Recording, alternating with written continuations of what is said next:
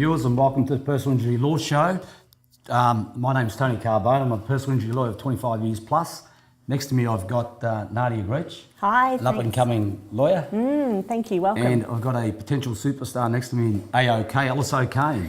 Good evening, Tony. ladies. How are Good you? evening. Good Yeah, evening. great. How are you? Following up from last week, we're doing medical negligence again this week. I've got an expert in that area, which is Alice. You've done a few of those cases, Alice. I've done a few. I don't know Yeah. if you'd call me an expert yet, but I'm getting there. And there's some interesting articles in the paper, and they're to do with the medical system. And the first article talks about $1 million of drugs swiped from hospitals. Nadia, you're That's surprised? incredible. Look, initially I was surprised when I did read the article. I guess I was surprised, but I don't know why they're stealing it. Well, can I just point out to a couple of things? Yeah, sure. They say that 11 litres of morphine mix, more than 1,000 doses were stolen from Royal Talbot in 2009.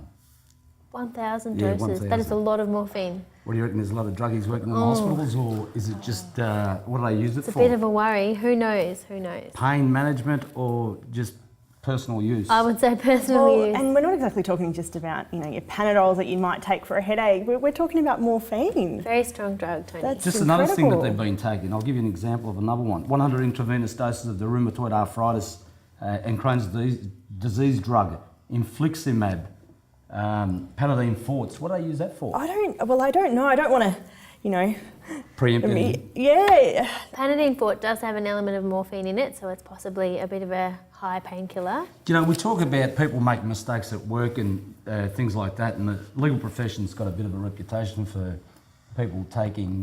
Well, yeah, we have heard some stories. You'd be alarmed to think that people that work in the health system take drugs and they could be operating on you and other things, and it's a bit of a worry, isn't it? Very Well, unsettling. there's one thing. Are they taking it, for their family and friends that may need those drugs, or are they taking it for other reasons, Tony? Well, who knows? It might be a topic we should discuss in the future. Yeah, we'll get definitely. to another time. Plenty But to look, talk about. also of interest is there's an article in the Herald Sun a couple of weeks ago where they say that the incidence of mortality in hospitals increases at certain hours. Between the hours of 6 p.m. and 6 a.m. in the morning, there's a greater chance of dying than between the hours of 6 a.m. and 6 p.m. during the day. Right. So we're talking at night. At night, they At say the night. incidence of dying is a lot higher, and on weekends it's even worse. Why do you think that is? Well, I was going to ask you that. Well, Nadia. okay, Is no, it- well, if it's happening at night, I think there's a few issues that may be at stake, and I don't know, but all I can say is that perhaps there's less staff on at night. Well, one of the things they highlight is the seniority of staff in the hospitals. They say during the day you've probably got more senior consultants around, and at night you're dealing with registrars and probably less staff. And more Yeah. doctors on call, so not on the job at the time. Or are we dealing with perhaps at night you get those really strange cases coming in? Yeah, look, I tend to think that you might have a lot Yeah. more heart attacks at night time. Who knows? Perhaps I don't know. more car accidents Yeah. or things that could happen during the night. But the numbers do increase significantly. You go from 14% during the day to 17% at night. Yeah, it's incredible. And It's 20% quite an on increase. and on weekends it's even worse, 20%. Wow, that's quite an increase. So these are topics that we should look at in the future, and I think Yeah, it's very definitely. interesting. Anyway, viewers, we should go to the issues at hand this week, and we're talking about medical negligence. Now, Alice, tell me, when you're dealing with med-neg, what is the simple test for the viewer to understand? What do doctors have to do to protect themselves and protect their clients and patients? Well, Tony, MedNeg centres around really a single important issue, and that is the standard of care given to a patient by a doctor. And what that means is when the profession or the area of the profession looks at the care, they ask themselves, is that a reasonable standard? Is that something that I, as an orthopaedic surgeon, or I, as a ear, nose and throat surgeon, would do? And is that accepted practice? So when you talk about standard of care, Nadia, we're talking about other peers, your peers, in other words. So someone who would hold the same qualification and the same training. That's right. So I guess the test is someone of a reasonable likeness to the That's right, or doctor? it's a peer group from the profession. So it's, for example, if you've got a problem with the way you were treated by an orthopaedic surgeon, you would need to get other orthopaedic surgeons to say, well, I'm an orthopaedic surgeon, I certainly wouldn't have done it that way, that's not accepted practice. And is that, we're not just talking GPs, we're talking surgeons, No, we're you've talking... got a GP's got to be assessed by a GP, and That's ortho by right, so the orthos and- same Needs to be the same qualification. qualifications, that's right. Nadia, would it surprise you if I said to you that when you're talking about peers, you can't go outside Australia?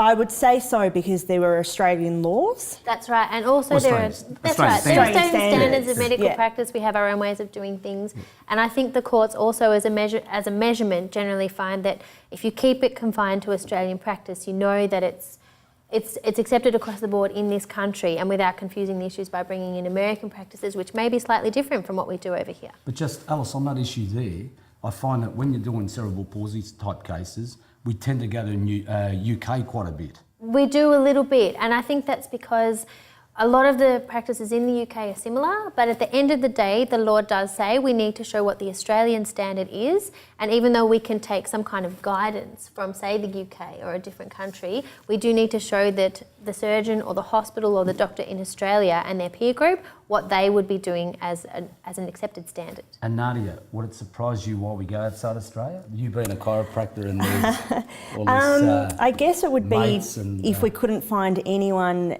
here in Australia to support their peer, we might need to rely on someone overseas. Isn't it the thing that there's a lot of buddy and mateship going on, and you've really got to get outside the jurisdiction and make sure that you get an objective assessment or opinion about how someone got, how something went wrong? Sometimes, Tony, that can be difficult, and really at the end of the day, a lot of doctors know other doctors in their field, because whilst the profession is obviously quite large, in the particular disciplines, people can be quite friendly with one another. Very difficult to get an objective assessment, very difficult to get a doctor to sell out their brothers and sisters, if you like, in the profession. Well, would it surprise the two of you that one morning when I was running the case in court, we had an orthopaedic come along and give evidence, and they said, when you finish your evidence, we're calling another doctor, and this doctor, do you know him? He goes, yes, I do know him. And he said, he's eminent, isn't he? Yes. And how well do you know him? He said, we had breakfast this morning together before I come to court. Wow. So they are friends and mates, and they've got different opinions. Well, yes, that can be true, but then you also have the fact that as a professional, you want to protect, you just want to be as objective as you can be.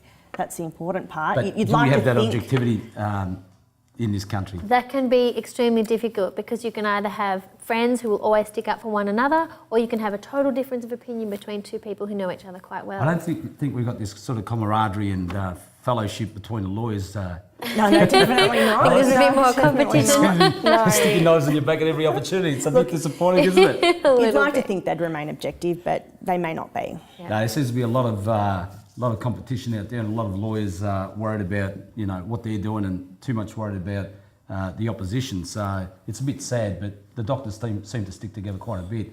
Look, viewers, we've got to go to a sponsors break, so can you stay tuned? Don't go away. We'll be back very shortly. Thank you.